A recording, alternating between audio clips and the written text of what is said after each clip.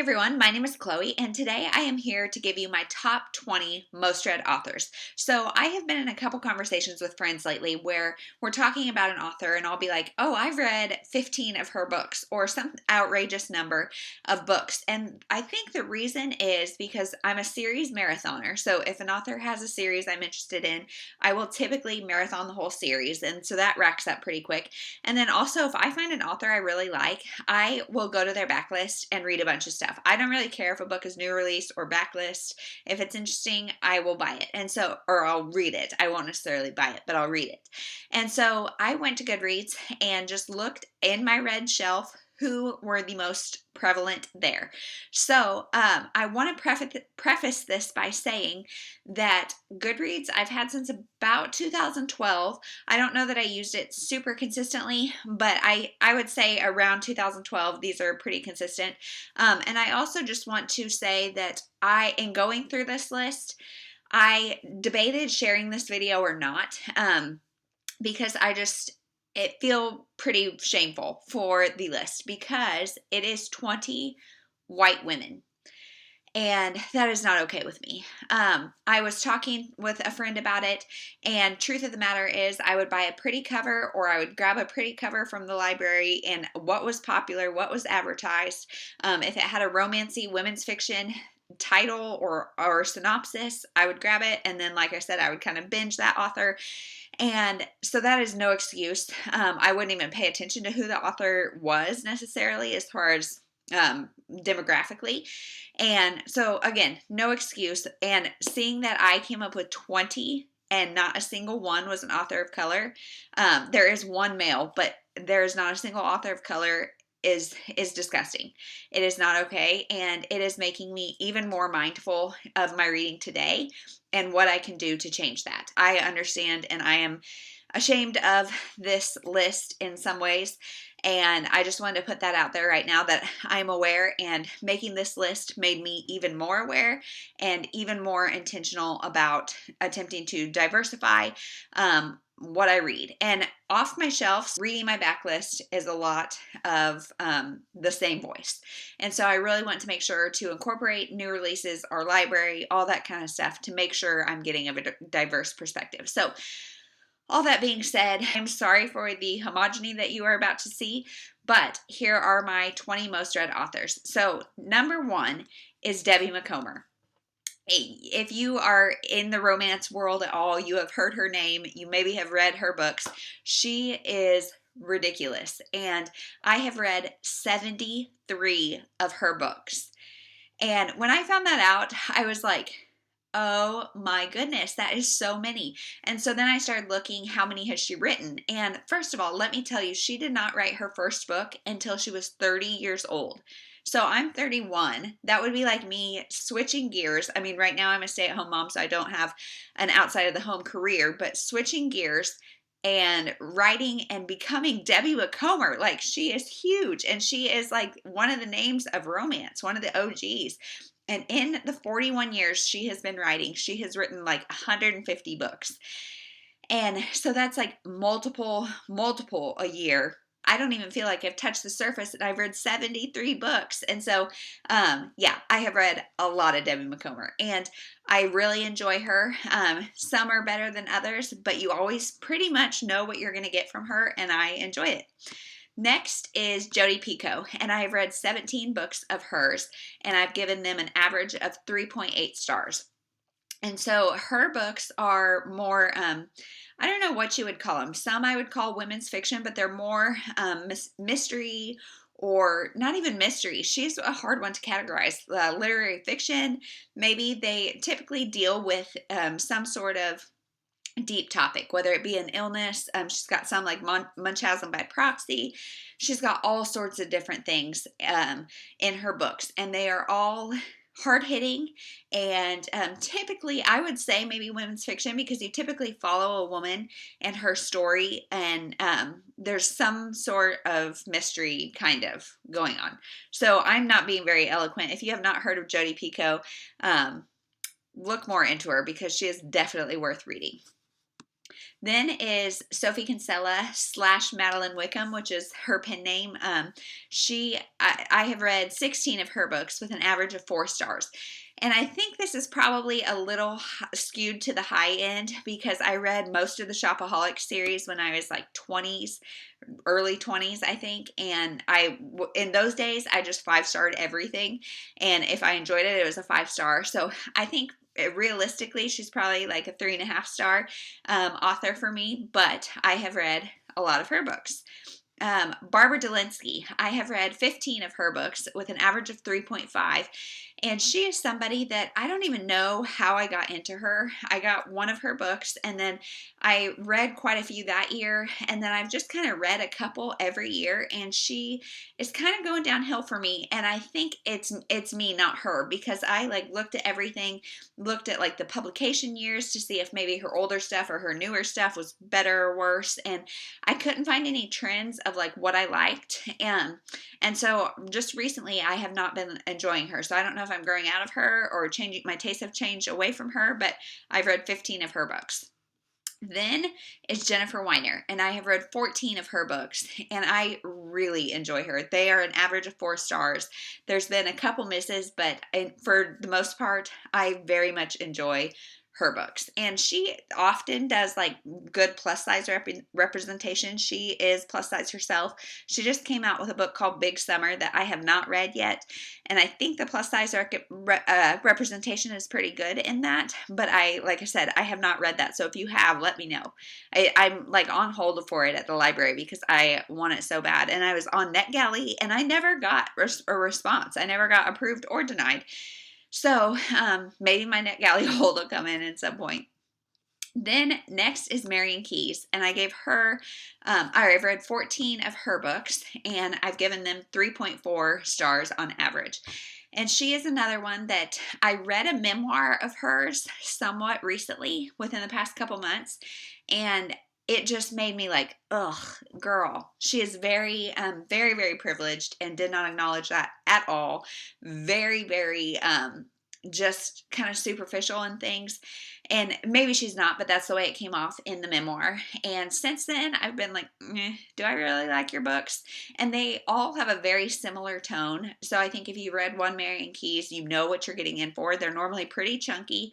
And I would say for sure women's fiction. Then next is Jane Green. Jane Green is a British author. I have read 14 of her books and given them an average of 4.25 stars.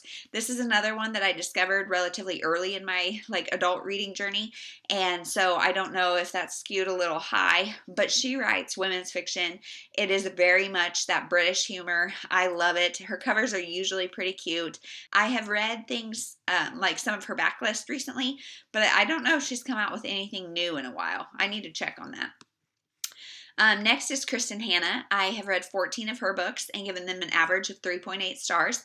Her, I just love. She writes a whole bunch of different things. She started off writing like mass market romance, just kind of light, easy things. And then she has moved into so much else. She has done The Nightingale, The Great Alone. She has done a lot of really deeper things that would maybe be more women's fiction or literary fiction.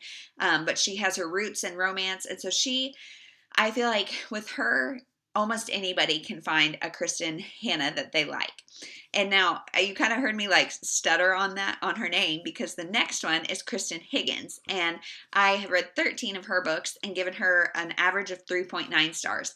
She writes really funny romance. And there's been a couple women's fiction in there, a couple mostly romance, I would say, a couple series. I really enjoy Kirstan Higgins. It's hard having them back to back. I should have done that differently. Nora Roberts is my next one, and that is 11 books, an average of 3.2 stars. So she is very hit and miss with me. And she writes all over. I don't think I included J.D. Robb, which is her pen name. I know I've read some, but I didn't have any on Goodreads, I don't think. And so most of what I am talking about are romance books.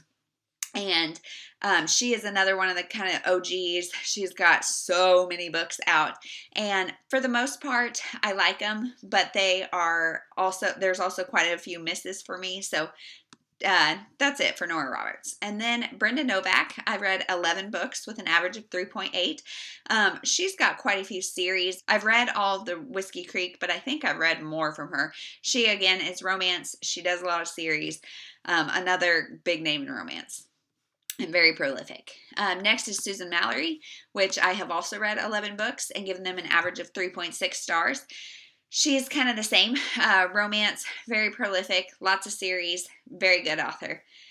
Next is Diane Chamberlain, and I have read 10 of her books with an average rating of 4.3, and I'm honestly surprised it's not more books because I love her. One of my favorite books of all time is The Dream Daughter, and I just love her. She writes, I would say she is mostly women's fiction. There is some romantic element in most of her books, but that's not normally the focus, and there is normally kind of deeper things going on.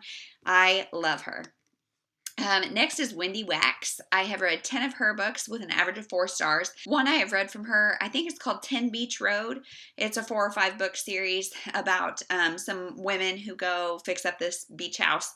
And hers, I would say, are also mostly women's fiction with a little romantic element thrown in. She has quite a few standalones, and I really enjoy her. Next is Susan Wiggs, 9 books from her with an average of 3.2 stars. She also writes primarily romance, but does have some women's fiction. I feel like I'm kind of becoming a broken record. You can see a lot of what I've read a lot of. And some of that is because I have read series. And some of it is because, like I said, I'll find like a bunch of this author at a used bookstore or a library book sale, and I'll just buy them and read them all. So that's kind of why we're seeing the same trends over and over. And also, like, my other favorite genre is thrillers. And I haven't found an author that had, like a thriller author, that has such a prolific backlist, except for James Patterson. And him, I know I read a lot of his Alex Cross series, but I didn't have any of that on Goodreads, so it must have been before 2012, or I must just not have tracked it. And so if you know of any thriller authors, besides like classic, like Agatha Christie, she I know has a huge one. I'm trying to think of who else. Like, I really like B.A. Paris. I've read most of her backlist. I don't know. I'm trying to think of other thriller authors that are as prolific as some of these romance authors, and I can't think of any, so let me know. Next is Nicholas Sparks. I have read 9 of his books with an average rating of 3.4 stars, and most of these were back in the day when Nicholas Sparks was huge, and while I was still young and into the super cheesy romance. There are a couple that are love stories, not romances, because they don't end in happily ever afters, and so those are always going to get you a tearjerker. Some also, I've read 2 by 2, which is the father-daughter relationship. So he has a variety of things. They are all there to pull at your heartstrings. Next is Elin Hildebrand. I've read 9 of her books with an average of 4.1, and her books are all set in Nantucket, and I really enjoy them. I don't read them back to back like I do some other authors, just because every once in a while you need like a change of scenery, with the exception of the Winter Street series. I really enjoyed that series and read it back to back, but if you are looking for something summery, go no further than Elin Hildebrand. Next is Sarah Dessen with 9 books and an average of 3.8 stars.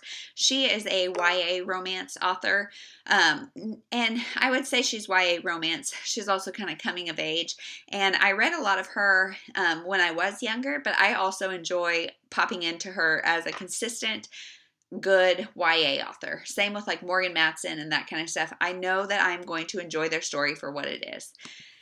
And then next is Emily Giffin. I've read 8 of her books with 4.7 being the average. Now, obviously, I read a lot of these a long time ago because 4.7 would never happen now, just because I'm so stingy with 5 stars now. So I read her back when I was really generous with 5 stars.